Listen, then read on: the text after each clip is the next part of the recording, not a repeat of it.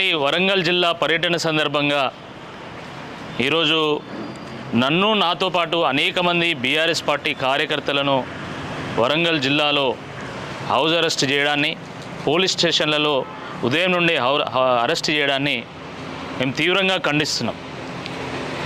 మీది ప్రజాపాలన కదా, ప్రజాపాలనలో పోలీసుల పహారా ఎందుకు, నిర్బంధం ఎందుకు? ప్రజాప్రభుత్వం కదా, ప్రజాప్రభుత్వాన్ని బీరాలు పలుకుతున్నప్పుడు ప్రతిపక్ష పార్టీ నాయకుల మీద ఈ ఆంక్షలు ఎందుకు? ఇది చాలా దుర్మార్గం. ఇది కేవలము ముఖ్యమంత్రి గారి పర్యటన సందర్భంగా మేము నిర్మాణాత్మకంగా కొన్ని సూచనలు మాత్రమే చెప్పినాం. ఎక్కడ కూడా మేము ముఖ్యమంత్రి గారిని అడ్డుకుంటామని మేము చెప్పలే. 6 నెలలు కూడా కాలే, అప్పుడే ఇంత అభద్రతా భావం ఎందుకు? ఎందుకు ఈ నిర్బంధాలు, ఎందుకు ఈ ఆంక్షలు? దీనికి సమాధానం చెప్పాల్సిందిగా కోరుతా ఉన్నాం. ముఖ్యమంత్రి రేవంత్ రెడ్డి గారు తన పర్యటన సందర్భంగా మీరు ప్రైవేట్ హాస్పిటల్ ఓపెనింగ్ అంటే ముందు మీరు ఎంజిఎంని సందర్శించాలి. గత ప్రభుత్వం ప్రారంభించినటువంటి 24 అంతస్తుల మల్టీ సూపర్ స్పెషాలిటీ హాస్పిటల్ను సందర్శించి అక్కడ పనులను వేగవంతం చేయాలని చెప్పి మాత్రమే మేము సూచనలు చేసినాం. అంతే తప్ప ఎక్కడ కూడా మేము అడ్డుకుంటామని చెప్పలే. ప్రతిపక్ష పార్టీ నాయకులు సూచనలు చేసేంత వరకు పాపం ముఖ్యమంత్రి స్థాయిలో ఆయనకి ఎట్లా పర్యటన చేయాలో కూడా తెలియదు.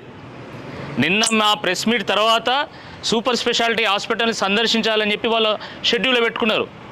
దానికి ఇబ్బంది ఏం లేదు. కానీ మరి ఎందుకు మమ్మల్ని హౌస్ అరెస్ట్ చేస్తున్నారు? మేము అడిగింది ఏంది? ఎంజిఎంని సందర్శించమన్నాము, సూపర్ స్పెషాలిటీ హాస్పిటల్ని సందర్శించమన్నాం. అదిగాక మా ఓరుగల్లు ఆత్మగౌరవానికి ప్రతీక అయినటువంటి ఈ కాకతీయ కళాతోరణము తొలగిస్తారా, ఉంచుతారా? మీ వైఖరి ఏందో స్పష్టం చేయమని నేను అడిగిన. దాంట్లో ఇబ్బంది ఏంది? ఇప్పటికైనా స్పష్టం చేయండి. రేవంత్ రెడ్డి గారు తన వైఖరిని స్పష్టం చేయకపోతే ఈ కాంగ్రెస్ పార్టీ నాయకులు, కాంగ్రెస్ పార్టీ ఎమ్మెల్యేలు, ఎంపీలు, ప్రజాప్రతినిధులు అందరూ కూడా పోయి రేవంత్ రెడ్డి గారి ఇంటి ముందు టెంట్ వేసుకొని ధర్నా చేయాల.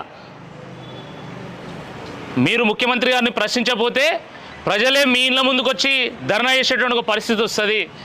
కాబట్టి ఇప్పటికైనా మేల్కొనాల్సిందిగా ఈ సందర్భంగా మేము విజ్ఞప్తి చేస్తున్నాము.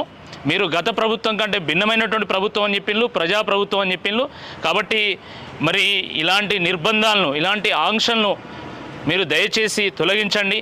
స్వేచ్ఛగా ప్రజలు ప్రశ్నించే విధంగా, స్వేచ్ఛగా ప్రజాస్వామ్యంగా ప్రజలు పోరాడే విధంగా మీరు అవకాశం కల్పించాల్సిందిగా ఈ సందర్భంగా మేము విజ్ఞప్తి చేస్తున్నాం.